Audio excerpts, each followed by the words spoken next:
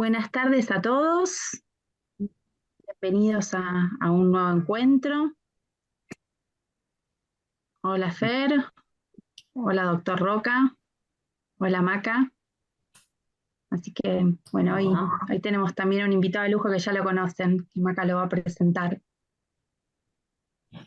Bueno, sí, iniciamos, así llegamos con los tiempos. Hoy tenemos el placer de volver a escucharlo a Ignacio Roca, que en su momento nos había hablado de síndrome hepatorrenal. Bueno, Ignacio Roca es especialista en hepatología y trabaja como médico de planta en el Hospital El Cruce. Tiene otros cargos no declarados, no, mentira.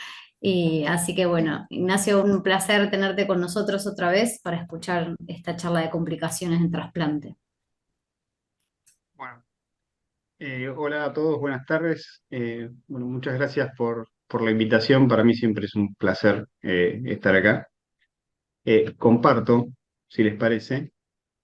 Díganme si se ve Bueno. nomás. Muy bien, ¿Se ven? Perfecto. Bien.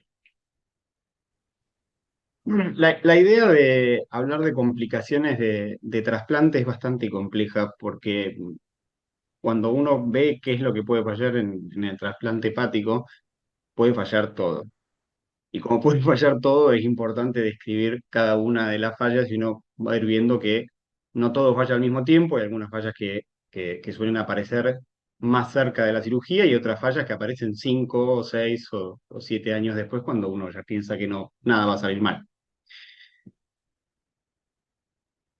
Voy a hablar de cada una sin tratar de aburrirlos. Obviamente el que quiere preguntar algo puntual o quiere parar, lo puede hacer en el momento que quiera. Cuando nosotros hablamos de trasplante, y esto es acá en Argentina, en Latinoamérica y casi todo el mundo, la lista de espera se hace en base al MEL sodio.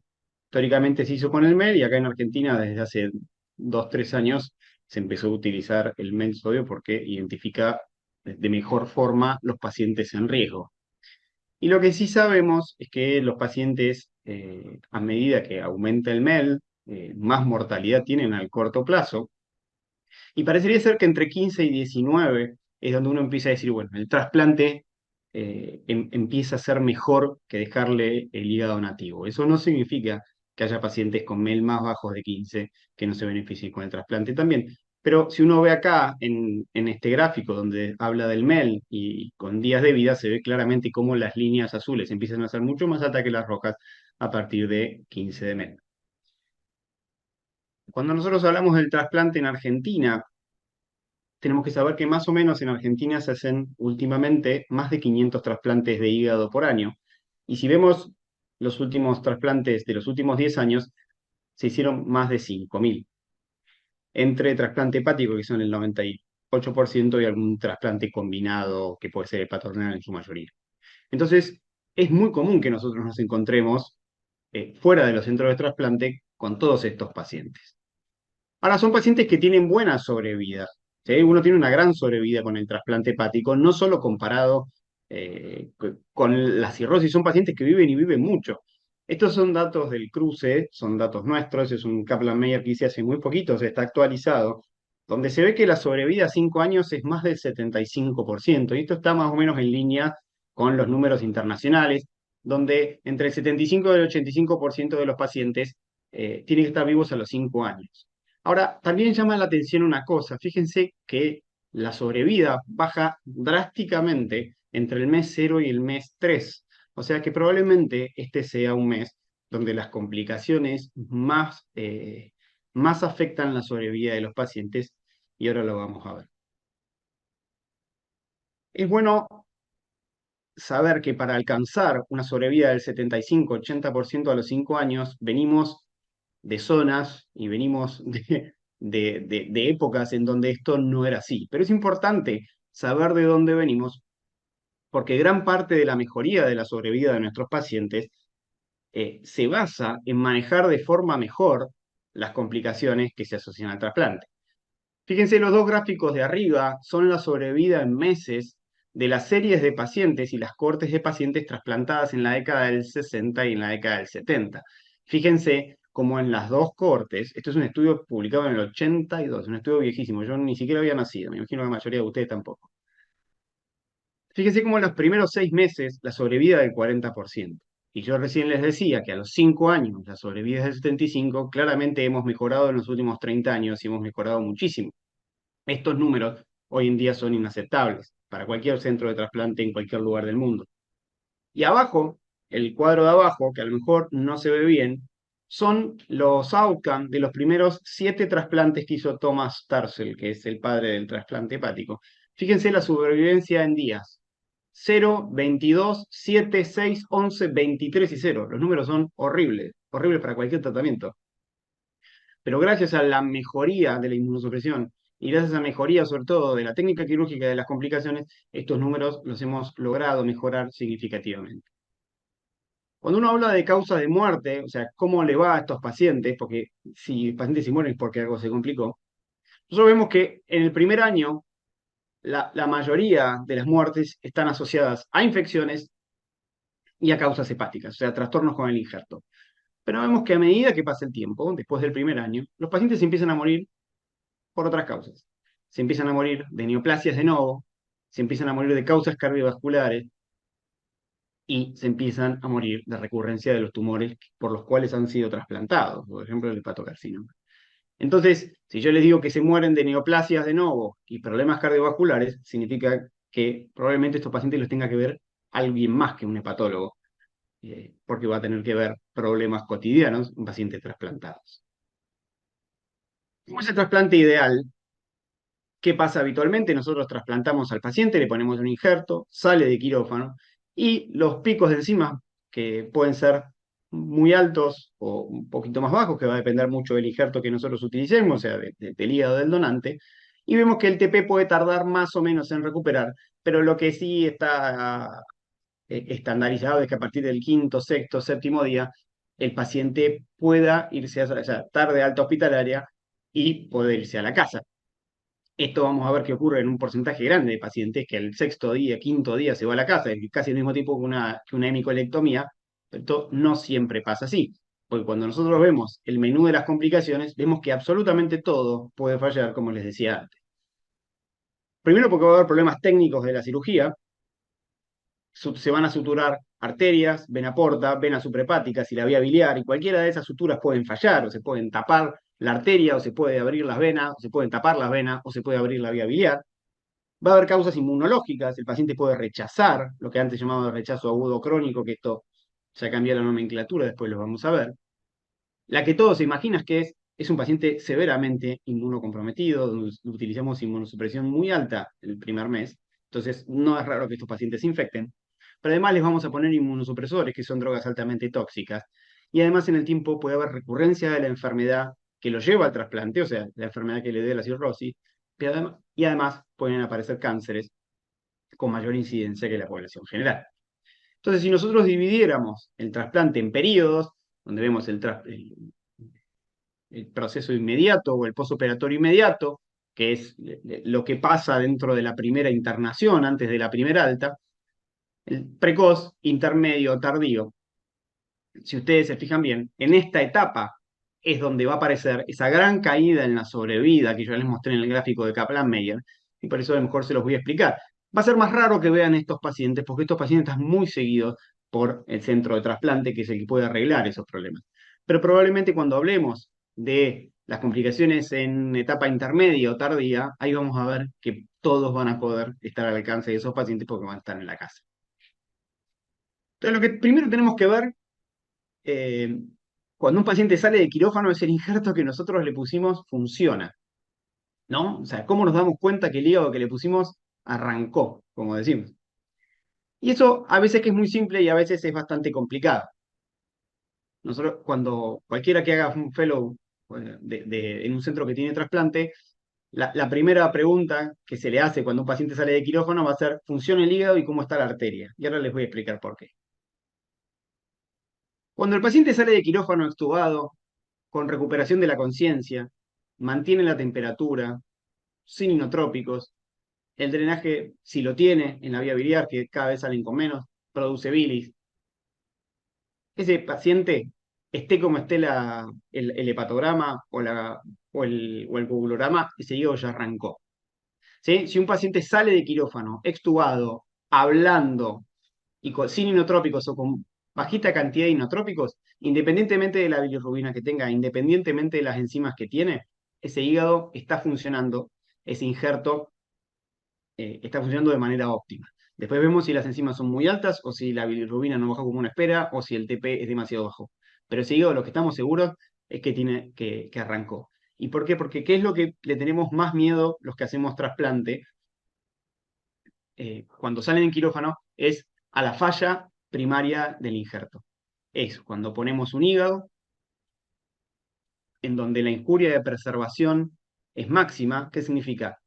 Los tiempos de isquemia son muy prolongados, la isquemia en ese hígado es muy importante y a pesar de que se ponga en un organismo nuevo, ese hígado nunca recupera la función. ¿Y cómo se comporta clínicamente?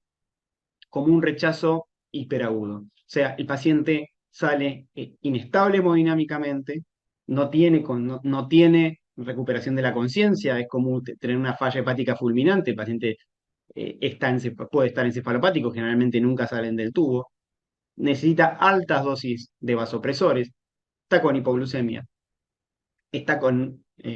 no tiene buena regulación de la temperatura, no orina, y si tiene un drenaje o un tubo de Kerr, ese hígado no produce bilis. ¿Y por qué es importante reconocer rápido esta situación? Porque cuando uno diagnostica esto, que a veces no es tan simple, cuando uno diagnostica esto, uno tiene que rápidamente poner en lista a ese paciente con indicación de retrasplante inmediato. Y esto ha pasado. Fíjense, la incidencia es del 1 al 5%, o sea, si uno hace 100 trasplantes, 1 o 5 de estos casos va a haber.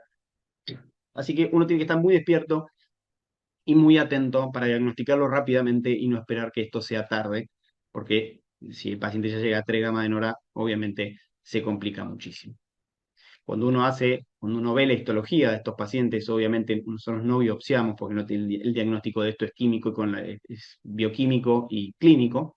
Uno encontraría, esta es una vena central donde uno ve mucha isquemia, muchos hepatocitos con necrosis y zonas de dropout, algunos cascotes de bilirrubina y algunas zonas que pueden llegar a tener un poquito de hemorragia, pero no mucho más. Estos pacientes habitualmente no se biopsian y el diagnóstico, como les dije antes, es bioquímico y clínico. Y después hay un intermedio entre el paciente que sale extubado y hablando y contando chistes y el paciente que va a la lista de trasplante con diagnóstico de falla primaria del injerto, que es la pobre función inicial, que es bastante más difícil de diagnosticar, porque fíjense, estas son todas las definiciones que se han hecho a lo largo del tiempo. A mí tampoco me queda claro cuál es la que usar correctamente cuando uno hace un trabajo de investigación y siempre a veces cambian. Pero el concepto es que eso es un estadio intermedio entre los otros dos que les conté, es el que habla y el que sale intubado, en donde ese hígado arranca, pero le cuesta empezar a sintetizar, le cuesta empezar a tener función, y esto es patrimonio del terapista, porque este paciente no necesita un hígado nuevo, lo que necesita es mucho soporte hasta que ese hígado empiece a tener síntesis conservada y empiece a funcionar correctamente. Ahora, supongamos que el paciente sale extubado, hablando, con buen control de la temperatura y sin inotrópicos. Pues después, la otra cosa que le preguntamos al hepatólogo que está ahí es, bueno, ¿cómo está el Doppler? ¿Qué dio la arteria? Porque la otra complicación que tenemos bastante miedo los que hacemos trasplantes es la trombosis arterial. ¿Y por qué le tenemos miedo? Porque no es tan infrecuente que se tape, es más o menos en un porcentaje muy similar a la falla primaria, es entre un 1 y un 5%, pero el problema de la trombosis arterial es que toda la vía biliar del hígado está irrigada por la arteria, y cuando ésta se tapa, si uno no lo detecta rápido, esa vía biliar se isquemia y el injerto que acabamos de poner, aunque tenga síntesis conservada, tiende a perderse. Y esta es otra causa de retrasplante en el postoperatorio inmediato. Pero además, la vena porta se puede tapar, puede haber fístulas biliares, puede haber sangrado, puede haber colecciones. La verdad que las complicaciones quirúrgicas están presentes en todo y lo que uno siempre tiene que ver es si hay necesidad o no de reoperar. Y bueno, esa es la discusión que siempre tenemos con los cirujanos, cuál es el mejor momento, y siempre es paciente, paciente. Cuando uno tiene inestabilidad hemodinámica, descenso del hematocrito, no es raro encontrar esta ecografía, ver los drenajes. Estos pacientes generalmente salen con dos drenajes, uno en la parte posterior del hígado y otro a la loge quirúrgica. Y como les decía previamente, siempre estar de acuerdo a la trombosis, que puede dar dos manifestaciones clínicas. Una es una hepatitis fulminante, que es muy raro, pero la mayoría de los pacientes que tapan la arteria hepática no hacen ningún síntoma. Y es por eso que estos pacientes se hacen ecografía seriada los primeros 3 días, se hacen Doppler seriados los primeros días, o sea, los primeros 3 días, para buscarlo activamente. Porque si uno lo encuentra, la trombosis de la arteria activamente, uno puede cortar y reanastomosar la zona trombosada. En cambio, si uno lo encuentra tardíamente, probablemente esa zona, esa vía biliar ya está isquémica y no hay mucho que podamos hacer, aunque revascularicemos el hígado. Esto es lo que uno encontraría en estos pacientes cuando la isquemia es masiva, pero de vuelta, esto es más raro de ver. Lo más común es que sean asintomáticas o con una elevación bastante discreta del hepatograma. Complicaciones biliares, las precoces, la más común son las fístulas con coleperitoneo o bilomas, más tardíamente pueden aparecer las estenosis y las infecciones. Todo se puede infectar, estos pacientes muchas veces suelen infectarse y las infecciones son de las comunes, las de cualquier cirugía, la infección de sitio quirúrgico, tener neumonía, siempre acordarse que son pacientes que a veces tienen ventilación mecánica y pueden tener neumonía asociada a ventilación, la infección asociada a catéteres, las infecciones urinarias. La verdad es que estos pacientes tienen una incidencia alta de diarrea por Clostridium y las infecciones transmitidas por el donante son un capítulo aparte que no voy a discutir acá, pero por lo menos es cuestionable que estos son las infecciones bacteriémicas que tiene el donante que son transmitidas a través del hígado, que está en discusión si se puede o no. Nosotros habitualmente acomodamos, perdón, la tromboprofilaxis, la profilaxis antibiótica a los cultivos que vienen con el hígado del donante. Ahora, ¿qué pasa cuando estos pacientes pasan de terapia a piso? Esto significa que no tapó la arteria, que está lúcido, que orina, que no se infectó y que ya está hemodinámicamente estable. Bueno, empiezan a aparecer otros problemas. Empiezan a aparecer los rechazos si uno no acomoda bien la medicación. La vía biliar que antes podía abrirse, ahora puede estenosarse e irse para el otro lado. Estos pacientes ya empiezan a tener inmunosupresión y pueden aparecer las complicaciones de la inmunosupresión, van a ver que son un montonazo, y empiezan a reactivar enfermedades que ya tenían previamente, pero inactivas, como por ejemplo el citomegalovirus, que antes era un problema serio en el trasplante y hoy en día ya no tanto. Entonces, nosotros vemos que los pacientes se trasplantan, hacen una gran elevación de enzima, vienen mejorando, al sexto día todos estamos contentos porque le vamos a dar el alta, ya tiene buenos niveles de inmunosupresión y de repente el hepatograma vuelve a subir. Y acá es donde algo anda mal, todo para atrás, suspendan el alta y vamos a empezar a investigar qué es lo que pasó con este enfermo. Y siempre viene de acuerdo al patrón del hepatograma que tiene, uno le pide un Doppler seguro, puede o no pedir una colangiografía, pedir una carga viral para CMV, y muchas veces esto termina en biopsia, que es la que nos ayuda a terminar de definir. A diferencia de otros órganos, no siempre los rechazos llevan a pérdida del injerto si uno los agarra a tiempo. Antes los rechazos eran agudo y crónico, ahora el agudo se llama rechazo celular y el rechazo crónico se llama ductopénico. Y le sacaron el agudo crónico porque los dos pueden aparecer en cualquier momento. Pero a partir del quinto día, si uno no ajusta bien la inmunosupresión, aparece el rechazo celular, o sea, el paciente empieza a elevar las transaminasas y las fosfatas alcalinas, y cuando uno hace una biopsia, ve que en los espacios portas hay mucha inflamación, a predominio mononuclear, este es un conducto donde ven infiltración por linfocitos, lo que se llama colangitis linfocitaria, y cuando ve una vena central, ve que hay despegamiento del endotelio, y todos esos son signos de rechazo, de severidad del rechazo, y esto siempre hay que tenerlo en cuenta, porque si estos pacientes uno los trata con inmunosupresión a altas dosis, uno los puede revertir y esto no se asocia a pérdida del injerto. Esto es parte de lo mismo, fíjense, este es un espacio porta con muchísima inflamación, este es un conducto, este es el anterior, y fíjense estas venas con todo el endotelio despegado y muchísima inflamación.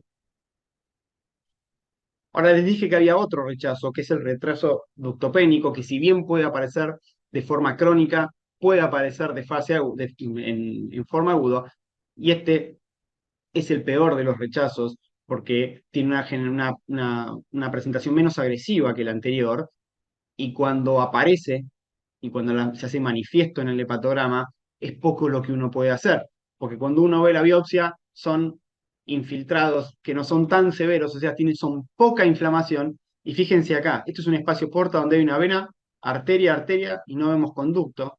Esto significa que este rechazo liquida a los pequeños conductos de los espacios porta, y por más que uno le dé un gramo de solumedrol, les dé OKT3, les dé timoglobulina, esto no se recupera, y estos pacientes quedan con ductopenia, y es una causa de retrasplante cuando esto ocurre. Por eso estos pacientes tienen que ser muy adherentes, porque esto puede pasar de manera aguda.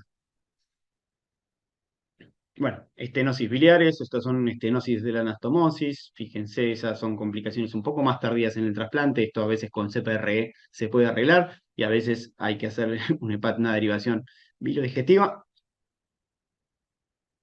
y esto es lo que se ve cuando la arteria se tapa. Yo les dije que la vía biliar se isquemia y tiene forma de árbol de invierno, o sea, no tiene la arborización que uno ve en las resonancias, como estas son con la angiografía. Fíjense, es una vía biliar que no tiene peristaltismo, donde la bilis se hace éstasis, y fíjense, este es un cascote de bilirrubina que le sacaron a un paciente con colangiopatía isquémica. Imagínense que este hígado con esto es inviable y uno tiene que pensar seriamente en retrasplantarlo, por más que tenga 100 DTP. Otra de las complicaciones infecciosas que yo les contaba previamente es el citomegalovirus. Es bastante frecuente que reactiven citomegalovirus. Y antes, cuando yo estoy diciendo antes, es hace no muchos años, es hace 15 años, el citomegalovirus era una complicación muy frecuente en el post-trasplante. Primero porque las PCRs eran mucho más caras, mucho más complicadas de acceder, y además los tratamientos no eran tan efectivos como es ahora. Y el CMV sí, podía dar hepatitis, podía dar colitis, podía dar encefalitis, neumonitis, dermatitis, el itis que se le ocurra podía estar presente, y era una causa elevada de morbimortalidad. Por suerte ahora las PCRs son accesibles, son muy sensibles, y nosotros se las pedimos de forma seriada, eh, y con tratamiento con ganciclovir o con valganciclovir tienen respuestas prácticamente casi todos, y tienen muy buen pronóstico. Y la verdad que hoy en día es más el problema administrativo de no olvidarse de pedirle las cargas virales, que una vez que lo tienen, porque la verdad que el tratamiento no quiero decir que es simple, pero no es como hace mucho, mucho tiempo. Esto de acá es una biopsia renal, donde ven que tienen las inclusiones por CMV, pero acá, fíjense, esta es una célula, una célula grande, lleno de infiltrados de polimorfonucleares. Esto se veía previamente en las biopsias hepáticas. Imagínense, ya nadie biopsia un hígado por citomegalovirus.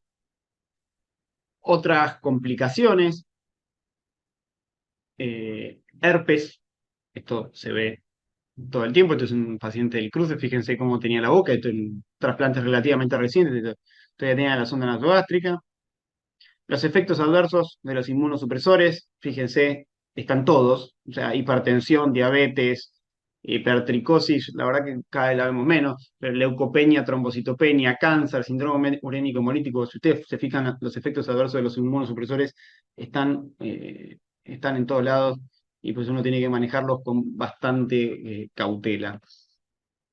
Uno de los efectos que más miedo le tenemos es la falla renal, porque se asocia a mayor internación en el postoperatorio, mayor mortalidad, y sobre todo más tendencia a la insuficiencia renal crónica en el post-trasplante alejado. Y si uno ve el hígado, que es la línea verde, comparado con los otros trasplantes de otros órganos, es uno de los que más falla renal da por los esquemas de inmunosupresión. Pero además de la toxicidad de los inmunosupresores, son pacientes que tienen hipovolemia preoperatoria, tienen otros fármacos, muchas veces son diabéticos o hipertensos. Acuérdense que el NASH cada vez gana más lugar, o el Muscle D, si no sabemos el nombre correcto.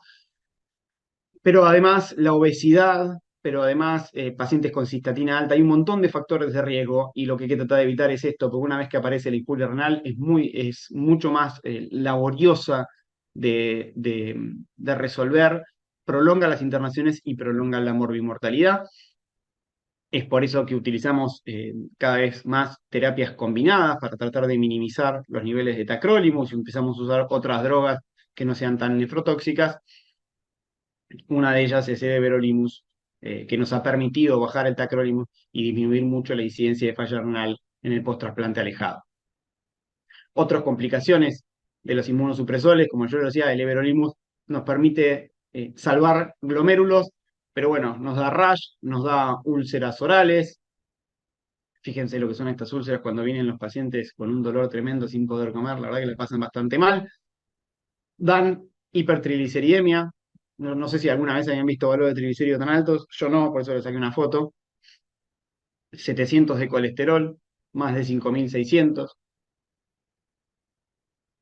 Ahora bien, supongan que nada de esto pasó.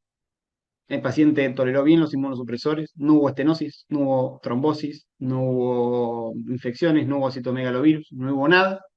El paciente se fue a su casa y evolucionó bárbaro del trasplante.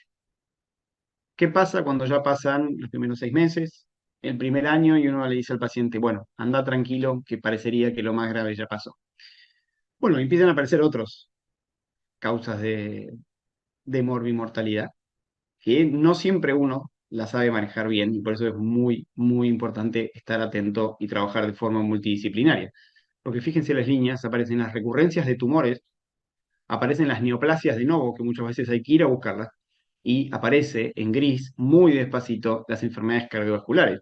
A diferencia de lo que pasa en otros lados, la enfermedad cardiovascular en el peritrasplante no es un gran problema porque son pacientes muy evaluados previamente, pero sí empiezan a aparecer en el post-trasplante alejado, donde los ACV, las arritmias y los infartos son una cosa bastante, bastante frecuente.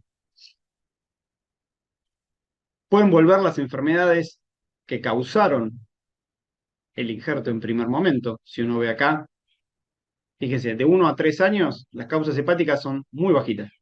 Y acá, en el post-trasplante alejado, empiezan a aparecer de vuelta. Y eso es porque las enfermedades que el paciente lo llevaron a la cirrosis, muchas veces pueden volver sobre el injerto, o sea, pueden volver sobre un hígado prestado. Y tenemos enfermedades que vuelven de forma universal, que vuelven siempre, que nosotros sabemos que van a volver, como son la hepatitis C y el hígado graso, no alcohólico. Hay algunas que son frecuentes, que pueden volver en un porcentaje, pero no en todos, como son las enfermedades autoinmunes, eh, como son la hepatitis autoinmune y las enfermedades autoinmunes de la vía biliar, como la CDP y la CEP, el alcohol, y ya más raro, el virus B o la hemocromatosis o el Wilson. Eso realmente es raro que vuelva. Entonces, yo voy a hablar de las más frecuentes, que es la que más, a veces más trabajo nos llevan. La recurrencia, a diferencia de lo que pasa en la hepatitis B, la recurrencia del virus C es universal. O sea, si uno lo trasplanta con carga viral positiva, si uno le pide carga viral a los 2 o 3 meses, vuelve a ser positiva independientemente de lo que pase en el medio. Siempre va a volver. Y si uno ve lo que pasaba en Argentina, esto es datos de acá, hasta el 2011, cuando no estaban los antivirales de acción directa, fíjense, la línea celeste, la línea azul, si uno ve la mortalidad a 5 años, era el que más tenía una sobrevida 20% menor si uno lo comparaba con el coli autoinmune. Y eso era porque tratar la recurrencia del C, que de vuelta era universal, era muy difícil porque no teníamos droga. Y estos son datos del 2008, fíjense, la cantidad de pérdidas del injerto del virus C por escándalo iba primero y era casi el 30% de los pacientes si uno lo seguía en el tiempo. Por suerte hoy en día esto ya no pasa, esto ya es historia, estos son datos viejos, y uno sabe que ya cuando se va de la internación a la primera semana o a la segunda semana, uno ya tiene que ir pidiéndole tratamiento para tratarlo rápidamente, porque la posibilidad de que se cure es alto. Tenemos tratamientos que son seguros en el post-trasplante y que pueden no interaccionar con los inmunosupresores. Y sabemos que si curamos el virus C, fíjense cómo a partir del 2014 las dos líneas se igualan. Entonces, lo que antes era un problema, que la recurrencia del virus C era universal y no teníamos cómo tratarla, hoy en día es una cosa rutinaria que podemos tratar simplemente Y ahora la principal dificultad con el virus C es ubicar a los pacientes antes que desarrollen la cirrosis. La otra enfermedad que recurre 100%, o sea, que vuelve casi todos los pacientes, es el Muscle D. Vemos que en el 2015, y estos son datos de vuelta del Hospital del Cruce, era la sexta causa del trasplante. Hoy en día, en menos de 10 años, se ha transformado en la cuarta, o sea, es muy prevalente. Pero además, cuando vemos los pacientes con hepatocarcinoma, vemos que es la tercera causa de trasplante. O sea, todo el tiempo nos estamos cruzando con pacientes con esta etiología. Y vemos que, fíjense, cuando se evalúa la esteatosis en el hígado, vemos que los pacientes que se trasplantaron por NASH, y uno lo sigue en años, a los 10 años que tienen casi recurrencia de la misma enfermedad. Y acá lo mismo, probabilidad de estar libre de enfermedad de hígado graso, vemos que el NASH es el primero que cae. O sea, es una enfermedad que recurre porque es muy difícil que estos pacientes cambian los hábitos y es difícil hacerlos bajar de peso y a veces continúan con las mismas comorbilidades como puede ser la diabetes. Ahora, una cosa rara que es que cuando uno evalúa la mortalidad y uno evalúa su sobrevida, es a pesar de que uno tenga recurrencia de la supervivencia, recurrencia del hígado graso, la supervivencia parece ser la misma. Incluso en otros trabajos, la recurrencia, la sobrevida parece ser un poco mejor. O sea que a pesar de que tiene una recurrencia universal, la sobrevida en estos pacientes no se ve afectado, por lo menos por esto es más de lo mismo, pero sí tienen más eventos cardiovasculares, tienen más infecciones y al ser una enfermedad que, que si uno la trata tiene menos pérdida del injerto. ¿Qué hacer cuando vuelven las enfermedades inmunológicas sobre el injerto? Hasta el 50% de los pacientes. Bueno, si es una hepatitis autoinmune, primero es diagnosticarlo, es un diagnóstico diferencial de rechazo. Ahí uno va a tener que fijarse en otras cosas, como por ejemplo la IgG.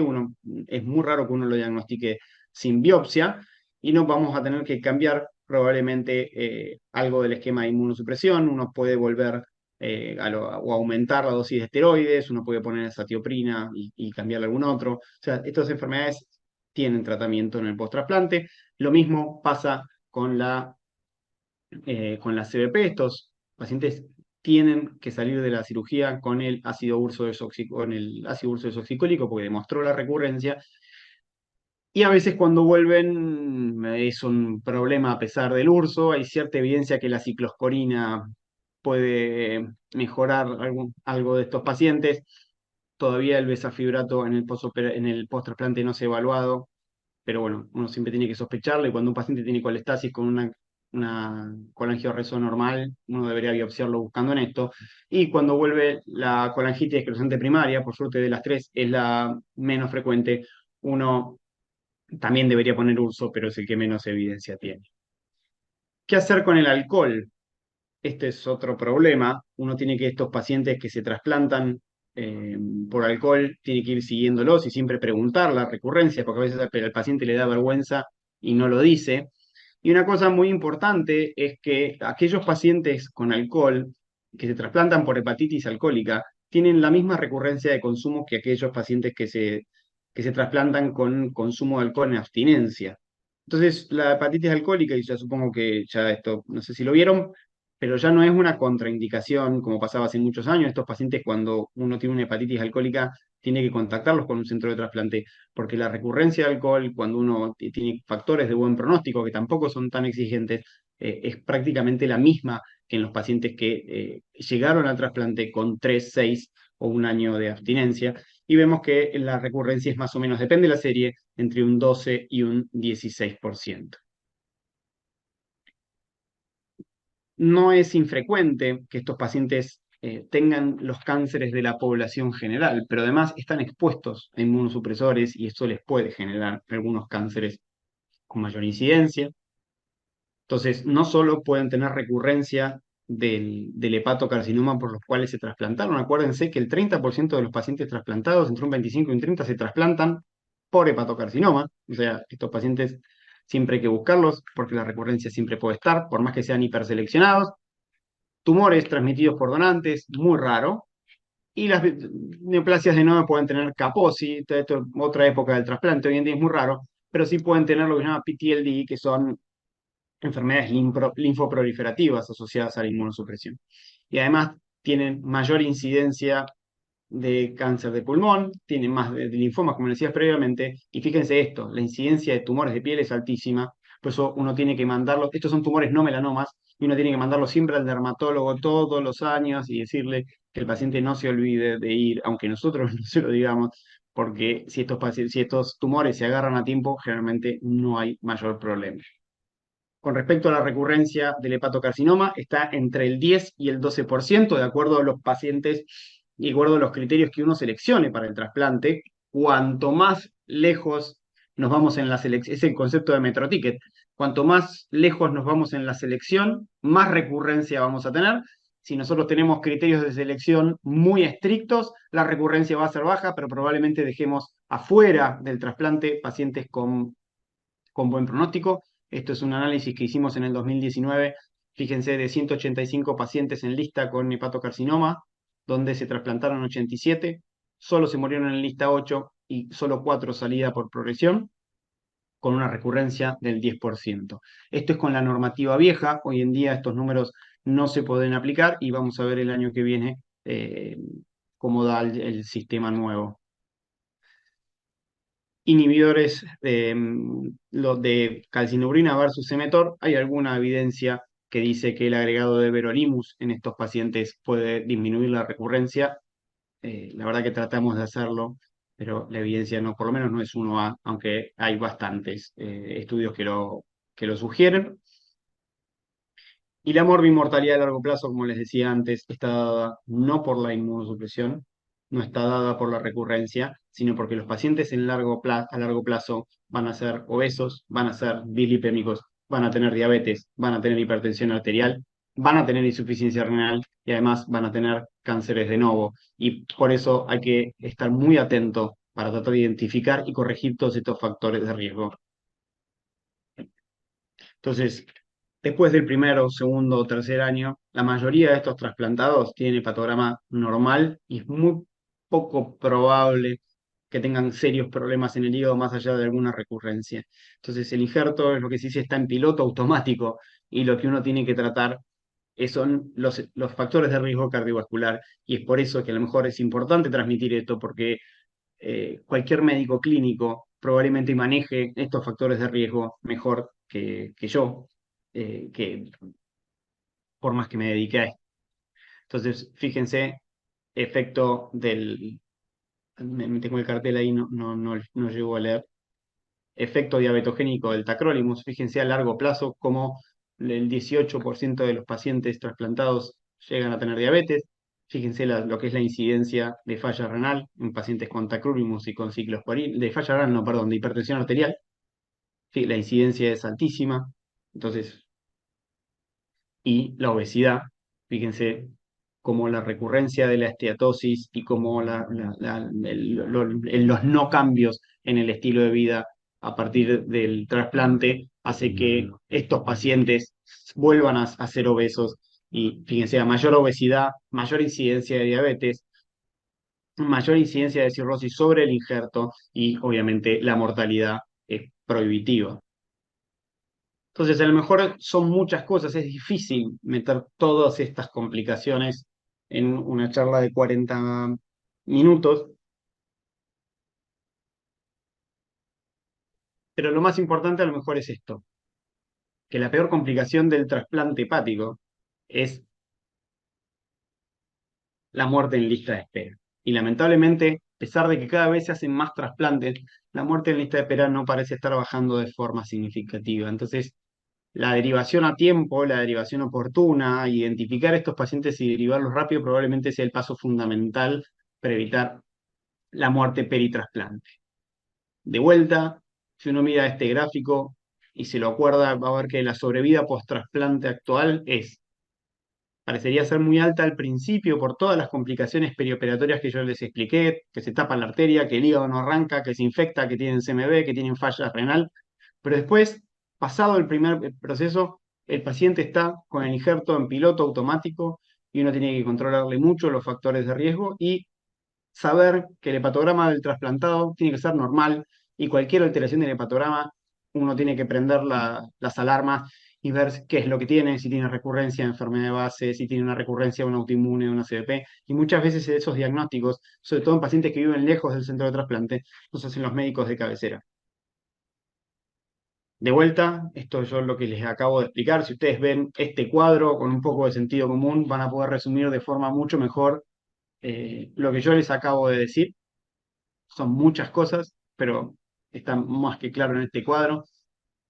Y de nuevo, los trasplantados pueden ser seguidos por cualquier médico con conocimiento de medicina interna o medicina general y sentido común. Son pocas las drogas que los pacientes trasplantados no pueden recibir. El hepatograma del trasplantado tiene que ser normal. Y después del año es raro que los niveles de inmunosupresores se cambien, salvo que aparezca algo. Entonces, estos pacientes pueden recibir estatinas, pueden recibir betabloqueantes, se pueden hacer videocolono, se pueden hacer tomografía con contraste, se pueden hacer casi cualquier cosa que uno haría con cualquier otro paciente que tenga un hígado nativo. Entonces, a veces hay que perderle más el miedo al rótulo de trasplantado y animarse siempre con cautela o siempre preguntando, pero es mucho más lo que se puede hacer con estos pacientes que los que no. Así que no sé si hay preguntas, pero muchas gracias. Bueno, muchas gracias, Nacho. Hay muchas preguntas, me parece. Buenísimo, buenísima charla, la verdad. A ver, vamos a empezar con las preguntas, que sí que hay muchas. Nachito, fíjate si puedes dejar de compartir o Dale. así ya abrimos ahí está el chat. Buenísimo. Dice Guadalupe Garrofe, pregunta, ¿cuál es el límite temporal para decir que es pobre función?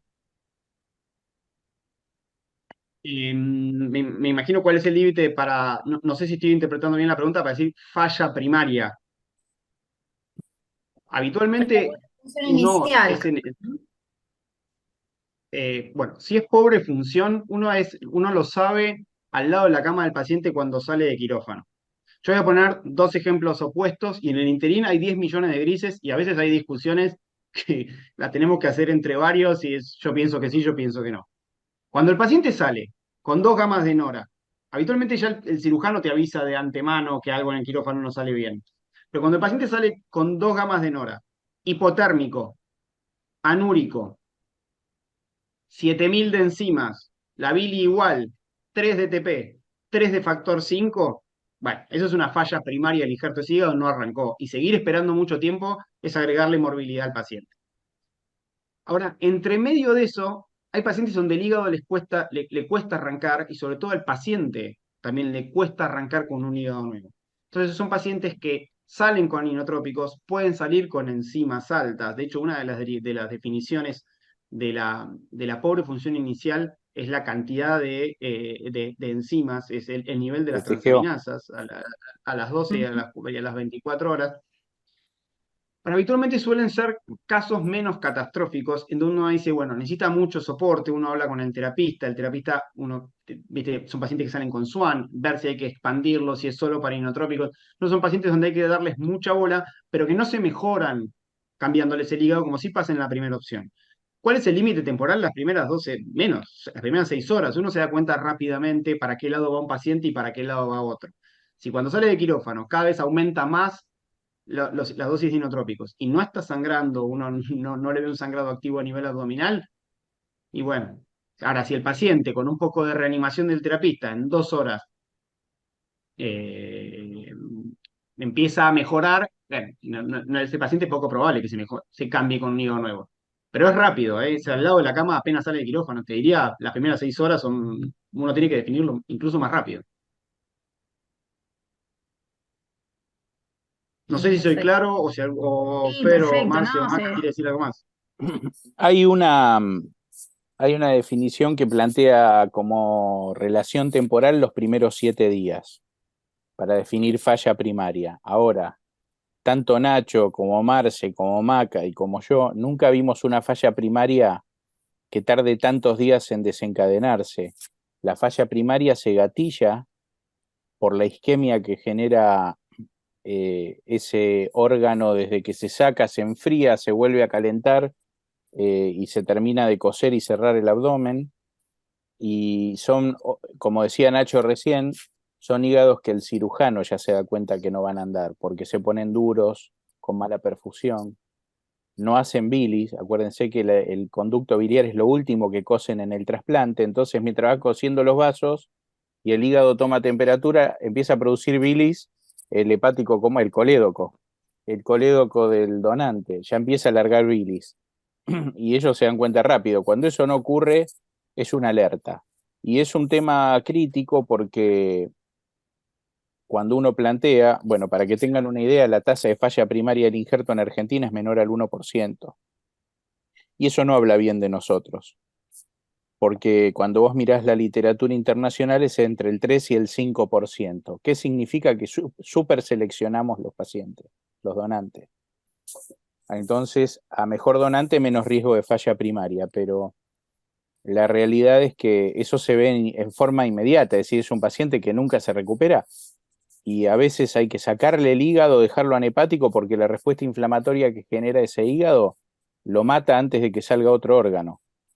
Por eso en tiempos es muy precoz, en definición se puede esperar hasta 7 días, pero bueno, insisto, esto lo vemos inmediatamente y de hecho se nos mueren los pacientes.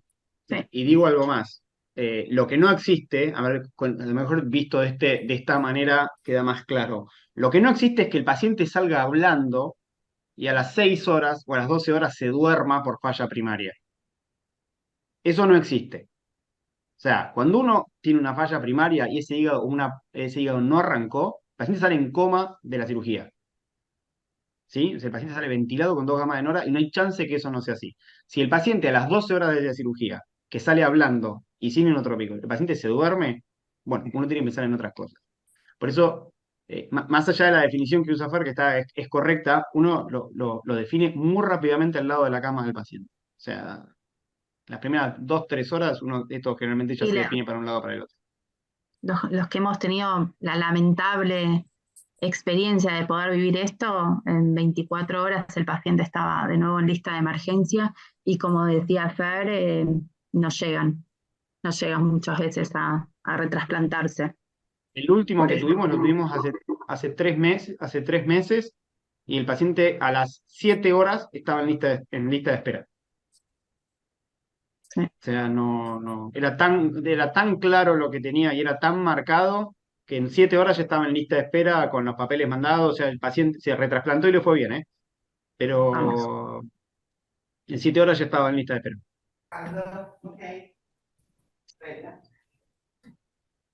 Bueno, hay más preguntas. ¿Querés que lea otra yo, Maca, o querés leer una? Ahí la leo. ¿Al cabo de cuánto tiempo es más frecuente encontrar estenosis y anastomosis biliar? ¿Desde cuándo sería más seguro realizar una CPRE y dilatación de la estenosis biliar? ¿Es más frecuente la fístula biliar? Bueno, te bombardeo con 3 de la vía biliar. Bien, bien, vamos por la última. No, la fístula no es la más frecuente. La más frecuente es la estenosis. Habitualmente es una complicación que empieza a la segunda semana, La verdad que verla a la segunda semana no es lo más común.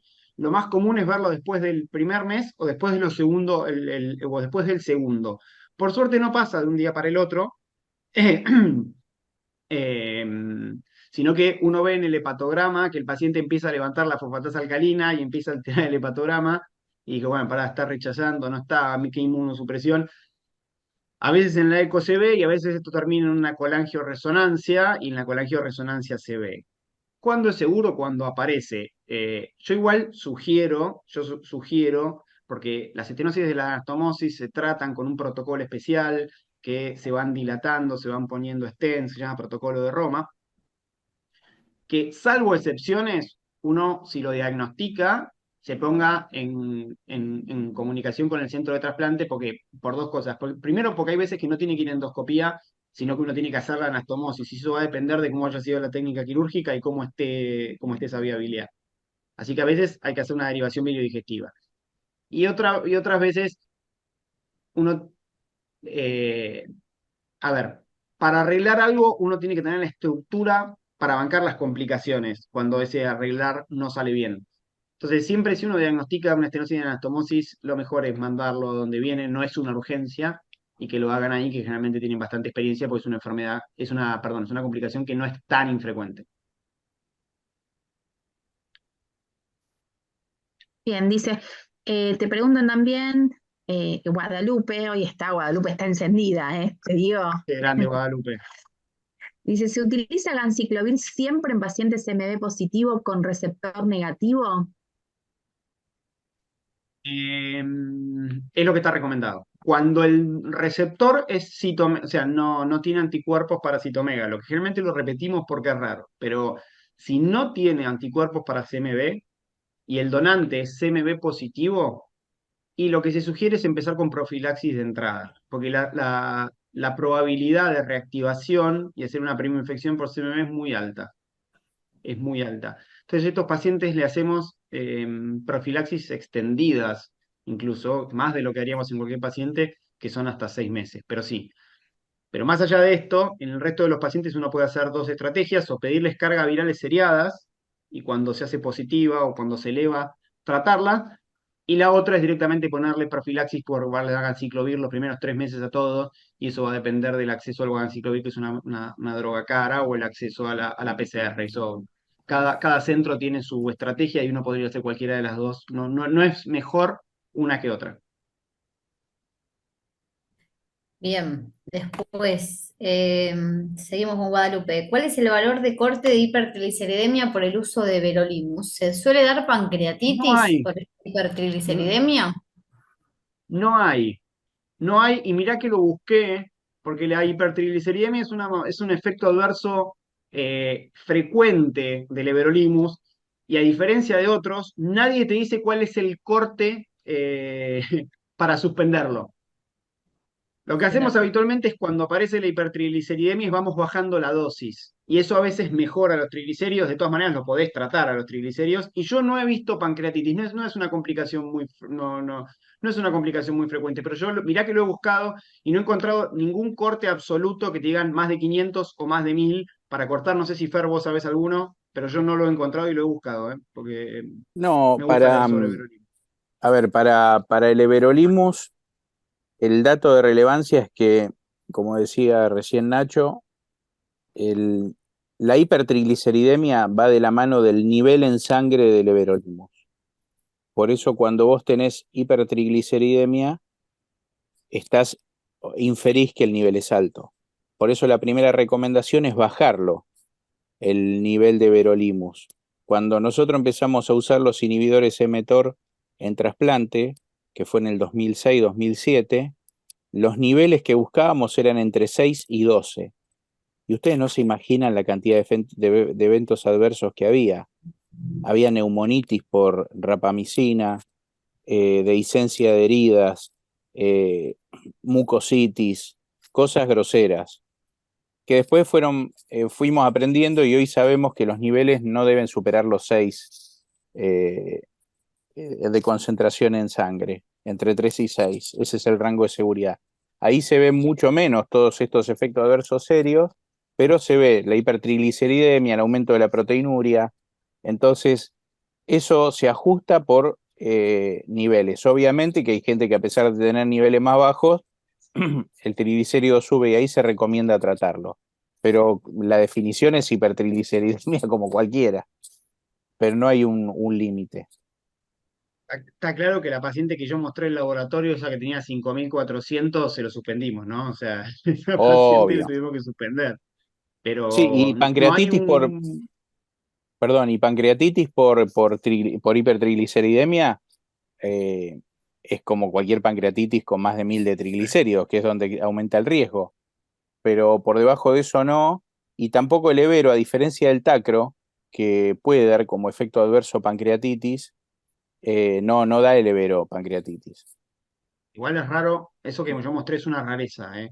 No es raro perdón, no es común que el Evero dé más de 1000 de nivel de triglicéridos, no es para nada común. Sí, es muy Habitualmente probable que son lo que manifiesta eso es un trastorno en el metabolismo de los triglicéridos. Sí, creo que en el cruce había habido una paciente así, que no sé si es esta la que estás contando, Nacho, que una que había venido con Sí, 5 sí. se le voló el everolimus y después resultó que Sí, tenía no, no se, algo a nivel no se genético, podía analizar no se podía analizar la la química, muestra.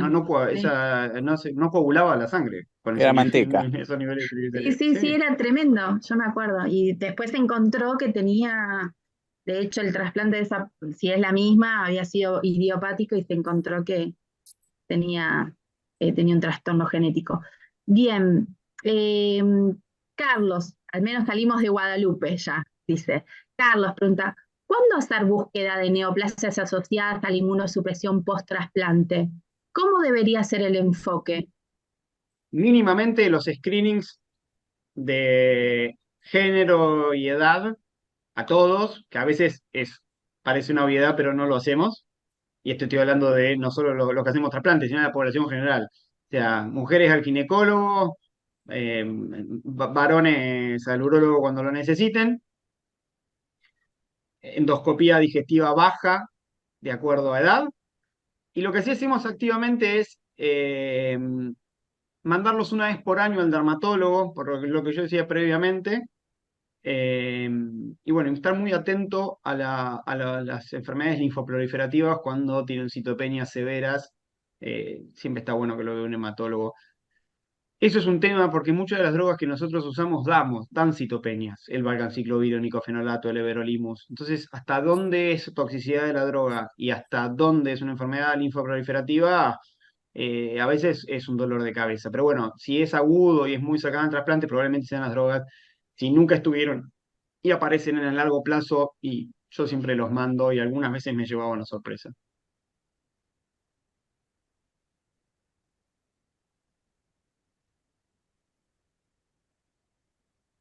Qué silencio.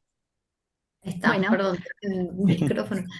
A ver, Nancy pregunta, en la microangiopatía trombótica renal por inhibidores de calcineurina, en su experiencia, ¿cuál sería la opción de inmunosupresor en caso que no hubiese mejoría de la función renal al realizar el cambio de tacro a ciclosporina?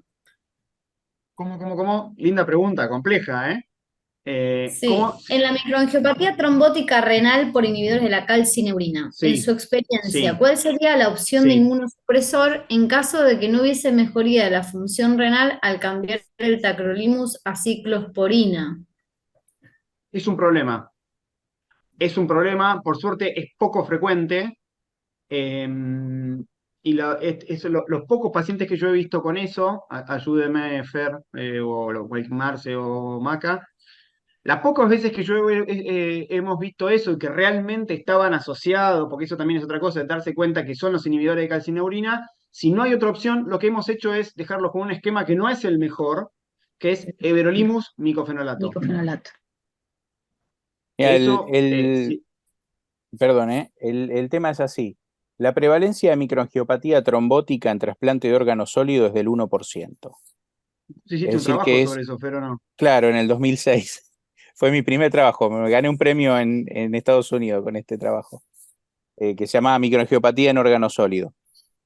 Por eso no se llama síndrome urémico hemolítico, sino que es la manifestación fisiopatogénica del SU, pero se llama microangiopatía trombótica. La microangiopatía trombótica tiene una prevalencia, a ver, es baja, pero no es inexistente, que es del 1%. Y ahí se divide en dos grandes grupos, los de alto riesgo de que ocurra, como es trasplante cardíaco, pulmón e intestino, porque son los que más inmunosupresión usan, y los que menos tienen son el riñón y el hígado. En hígado es 0,1%, es decir, cada 1000 trasplantes vas a ver una. Así que es muy bajita. ¿Qué lo gatilla? Lo gatilla cualquier agente que puede hacer daño endotelial. Por eso, todo inmunosupresor que usemos puede gatillar microangiopatía trombótica, el CMV puede gatillar microangiopatía trombótica. Entonces, la recomendación que se mantuvo durante mucho tiempo es, cuando vos haces una microangiopatía trombótica y la diagnosticás porque el paciente hace anemia, puede tener manifestaciones neurológicas, digestivas o cutáneas y falla renal, con plaquetopenia. Le haces un frotis, tiene más de 5% de esquistocito, decís, bueno, está hemolizando, y eso es uno de los elementos diagnósticos. O biopsias el riñón y ves la microangiopatía. los trombos plaquetarios. En esa condición, los bolos de solumedrol, por ejemplo, también lo gatillan. En esa condición, lo primero que hay que hacer es cambiar un inhibidor de calcinuria por otro. Si estaba con ciclo, pasarlo a tacro. Si estaba con tacro, pasarlo a ciclo. No hay mucha ciencia. Como apareció el Evero después, fuimos al everolimus sabiendo que tiene su riesgo de toxicidad medular.